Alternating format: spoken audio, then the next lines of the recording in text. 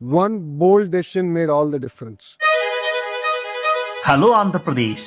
విశాఖకు రాబోతున్న ఆసియాలోనే అతిపెద్ద ఏఐ ఆధారిత గూగుల్ డేటా సెంటర్, అమెరికా తర్వాత ప్రపంచంలోనే రెండవ అతిపెద్ద డేటా సెంటర్, భారతదేశపు మొట్టమొదటి ఏఐ సిటీగా విశాఖపట్నం. తొలి దశలో 1,80,000కు పైగా ఉద్యోగాలు. సాగర తీరం విశాఖపట్నం మరో చారిత్రక ఘట్టానికి వేదిక కాబోతుంది.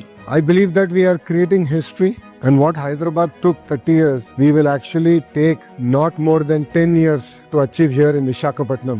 విజనరీ లీడర్ నారా చంద్రబాబు నాయుడు గారి నేతృత్వంలో రాష్ట్రానికి ఎవ్వరూ ఊహించని రీతిలో పెట్టుబడులొస్తున్నాయి. ఇటీవల రాష్ట్ర పెట్టుబడుల ప్రోత్సాహక మండలి SIPB ప్రపంచ టెక్నాలజీ దిగ్గజమైన గూగుల్ కు విశాఖ కేంద్రంగా దాదాపు 88,000 కోట్ల రూపాయల భారీ పెట్టుబడితో hyper scale data centre cluster ను ఏర్పాటు చేసేందుకు అనుమతి తెలిపింది. ఇది భారతదేశ డిజిటల్ మౌలిక సదుపాయాల చరిత్రలోనే అతిపెద్ద విదేశీ ప్రత్యక్ష పెట్టుబడులలో ఒకటిగా నిలవనుంది. Lot of people criticize me for giving TCS land for 99 paise, but because we did that, Cognizant is coming to Visakhapatnam. Because we did that, Accenture is coming to Visakhapatnam. Because we did that, Salapore Sattva is coming to Visakhapatnam.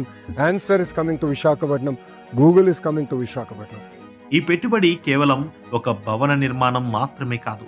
ఇది ఆంధ్రప్రదేశ్ను భారతదేశపు AI రాజధానిగా మార్చే ఒక గొప్ప అవకాశం. ఆసియాలోనే అతిపెద్దదైన ఈ data hub కు ఆమోదం తెలుపుతూ SIPB విశాఖపట్నానికి AICT వైజాగ్ అనే కొత్త బ్రాండింగ్ ను ఖరారు చేసింది. ఇది త్వరలోనే గ్లోబల్ AI, క్లౌడ్ మరియు డేటా అనలిటిక్స్ హబ్ గా రూపుదిద్దుకోనుంది. ఫలితంగా కన్స్ట్రక్షన్, ఆపరేషన్స్, ఇంజనీరింగ్ మరియు సప్లై చైన్ వంటి విభాగాల్లో ఏటా 1,80,000కు పైగా ప్రత్యక్ష, పరోక్ష ఉద్యోగాలు లభించనున్నాయి. So if you look at it, all the great investments are coming here. It is going to create a vibrant ecosystem. It will create a vibrant job market. End of the day, our agenda is to create more and more jobs. It is our promise. ఈ data centre project రాష్ట్ర ఆర్థిక వ్యవస్థపై ఎంతో గొప్ప ప్రభావం చూపనుంది. దీని ద్వారా 2028-2032 మధ్య కాలంలో రాష్ట్ర GSDPకి ఏటా సగటున 10,518 కోట్ల రూపాయల అదనపు ఆదాయం లభిస్తుంది. గూగుల్ క్లౌడ్ ద్వారా రాష్ట్ర వ్యాప్తంగా వ్యాపారాలు మరియు పరిశ్రమల్లో ఉత్పాదకత పెరుగుదలతో ఏటా అదనంగా 9,553 కోట్ల రూపాయల ఆర్థిక ప్రయోజనం చేకూరనుంది.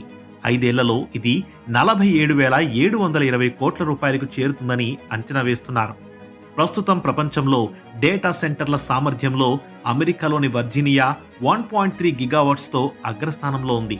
అయితే గూగుల్ అనుబంధ సంస్థ రైడెన్ ఇన్ఫోటెక్ 1 గిగావాట్ సామర్థ్యంతో ఈ క్లస్టర్ను విశాఖలో ఏర్పాటు చేయనుంది.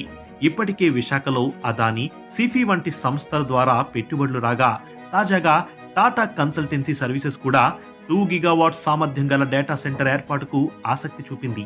ఈ మొత్తం సామర్థ్యం 3.5 గిగావాట్స్ కి చేరితే విశాఖ ప్రపంచంలోనే నెంబర్ 1 డేటా సెంటర్ హబ్ గా అవతరించనుంది. విశాఖపట్నానికి గూగుల్ రావడం అనేది భారతదేశంలోనే కాదు, ప్రపంచంలోనే విశాఖపట్నం ఒక major economic activity and also IT hub గా తయారవుతుంది. రాష్ట్ర ప్రభుత్వ పటిష్టమైన విధానాలు, వేగవంతమైన సింగిల్ విండో క్లియరెన్స్లు, నిరంతర విద్యుత్ సరఫరా హామీ వంటి అనేక అంశాలు గూగుల్ వంటి దిగ్గజాలను ఆకర్షించాయి. విశాఖపట్నం ఇప్పుడు కేవలం తీర ప్రాంత నగరం కాదు, డిజిటల్ ఇండియా మరియు ఇండియా AI మిషన్ యొక్క అంతర్జాతీయ కేంద్రంగా మారబోతుంది. ఇది కేవలం పెట్టుబడి కాదు, మనం సాకారం చేసుకుంటున్న విజన్ అంటూ ముఖ్యమంత్రి నారా చంద్రబాబు నాయుడు గారు సగర్వంగా ప్రకటించారు. స్వతంత్ర భారతదేశంలో ఆర్థిక సంస్కరణలు వచ్చిన తర్వాత సింగిల్ ఇన్వెస్ట్మెంట్ అంటే దగ్గర 10 బిలియన్ US అంటే 88,000 కోట్ల రూపాయలు రాబోయే 3 సంవత్సరాల్లో విశాఖపట్నంలో పెట్టబోతున్నారు. అది కూడా ఆర్టిఫిషియల్ ఇంటెలిజెన్స్ డేటా సెంటర్. ఇది ఒక గేమ్ చేంజర్ గా తయారవుతుంది. చంద్రబాబు నాయుడు గారి విజన్ కు అనుకూలంగా అడుగులు వేస్తూ IT శాఖ మంత్రి నారా లోకేష్ గారు ఈ పెట్టుబడుల రాకలో కీలక పాత్ర పోషించారు. ఆంధ్రప్రదేశ్ యువతకు ప్రపంచ స్థాయి ఉద్యోగ అవకాశాలను సృష్టిస్తూ రాష్ట్రాభివృద్ధికి కొత్త దిశానిర్దేశం చేయనుంది. ఇది కదా అంకిత భావం అంటే, ఇది కదా అసలైన అభివృద్ధి అంటే, ఇది కదా విజనరీ నాయకత్వం అంటే.